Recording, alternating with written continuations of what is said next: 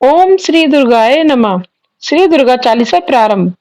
सुख प्रदान करने वाली श्री दुर्गा माँ को मेरा नमस्कार है। दुखों का हरण करने वाली श्री अम्बा जी को नमस्कार है। आपकी ज्योति का प्रकाश निराकार अर्थात असीम है, जिससे तीनों लोकों पृथ्वी आकाश पाताल में उजियारा फैल रहा है।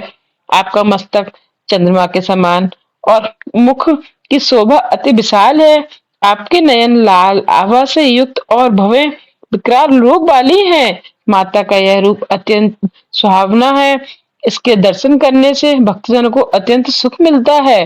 तुमने संसार की सभी शक्तियों को अपने में समेटा हुआ है और जगत का पालन करने के लिए अन्न और धन प्रदान किया है। अन्नपूर्णा का रूप धारण करके आप समस्त संसार का पालन कर रही हैं और आदि बाल सुंदरी का रूप भी आप ही हैं। प्रलय काल में आप ही सबका नाश करने वाली हैं।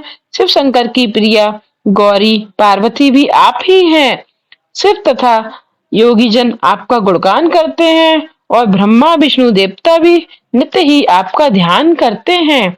आपने ही श्री सरस्वती जी का रूप धारण करके ऋषि मुनियों को सद्बुद्धि प्रदान कर उनका उद्धार किया। हे अम्बा माता, आपने ही श्री नरसिंह अवतार का रूप धारण किया और खंबे में से प्रकट हुई थी। आपने प्रहलाद की भी रक्षा करी तथा हिरण्यकश्यप को भी स्वर्ग मिला, क्योंकि वह आपके हाथों से मारा गया। लक्ष्मी जी का रूप धारण करके आप ही जगत में श्री नारायण के संग में विराजमान हैं। भगवान विष्णु जी के साथ में क्षीर सागर में विराजमान हे दया सिंधु देवी, मेरी मन की आशाओं को पूर्ण करो। हिंगलाज की प्रसिद्ध देवी भवानी भी आप स्वयं ही हैं। आपकी अपार महिमा का बखान नहीं किया जा सकता। मातंगी देवी और धूमावती माता आप स्वयं ही हैं। भुवनेश्वरी देवी और बगलामुखी देवी के रूप में भी आप ही सुख की दाता हैं। श्री भैरवी और तारा देवी के रूप में आप ही जगत का उद्धार करती हैं। छिन्न मस्ता देवी के अवतार में आप ही भवसागर के दुखों का निवारण करती हैं। वाहन के रूप में केहरी पर शोभायमान भवानी जी लांगुर जैसे वीर आपकी अगवानी करते हैं। आपके हाथों में जब थप्पड़ और खड़ग होता तो उसे देखकर काल भी डर के भाग जाता है। विभिन्न अस्त्र शस्त्र और त्रिशूल उठाए हुए आपके रूप को देखकर शत्रु के हृदय में स्वयं ही पीड़ा उठने लगती है। नगर कोट कांगड़े वाली देवी के रूप में भी आप ही विराजमान हैं। इस प्रकार से तीनों लोकों में आपके नाम का डंका बज रहा है। शुंभ और निशुंभ जैसे दानवों का वध आपने किया और रक्त बीज का भी हजारों की संख्या में विनाश किया। अत्यंत अभिमानी राजा महिषासुर के पापों के भार से जब धरती व्याकुल हो उठी, तब काली का विकराल रूप धारण करके आपने सेना सहित उसका संहार कर दिया। इस प्रकार से जब जब भी संत जनों पर आपत्तियां पड़ी, तब तब हे माता आपने सहायता की। जब ये पूरियां और सब लोग हैं, तब तक आपकी महिमा में सब शोक रहित रहेंगे।